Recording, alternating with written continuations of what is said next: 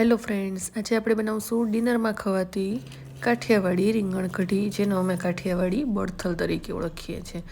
તો ચલો બનાવવાનું શરૂ કરીએ. તો એના માટે એક તવલામાં 2 મોટી ચમચી તેલ એડ કરીને તેલ ગરમ થાય એટલે લસણની ચટણી, જે લસણ, મરચું અને મીઠું નાખીને વાટેલી છે એને આવી રીતે તેલમાં સાતળી લેવાની છે બરાબર. પછી એમાં અડધી ચમચી હળદર અને 5 ચમચી હિંગ એડ કરીને બરાબર મિક્સ કરી લેવાનું છે. હવે મેં અહીંયા 3 મીડિયમ સાઇઝના રીંગણાને આવી રીતે કટ કરી લીધા છે, તેને એડ કરીને બરાબર મિક્સ કરી લઈશું. હવે તેમાં થોડું મીઠું ઉમેરી દઈશું અને ફરીથી મિક્સ કરીને થોડી વાર ચડવા દઈશું. લગભગ 5 મિનિટમાં રીંગણા છે તે તૈયાર થઈ જાય છે, ચડી જાય છે 70% જેટલા. હવે એમાં છાશ ને ચણાનો લોટ મિક્સ કરેલું ગોળું છે તે એડ કરી દેવાનું છે અને બરોબર મિક્સ કરીને થોડી વાર લોટ ચડી જાય ત્યાં લગી ઉકાળવાનું છે. એટલે લગભગ 4-5 મિનિટમાં આપણી આ રીંગણની કઢી તૈયાર થઈ જશે. તો તમે પણ જ્યારે ઘરથી બનાવજો.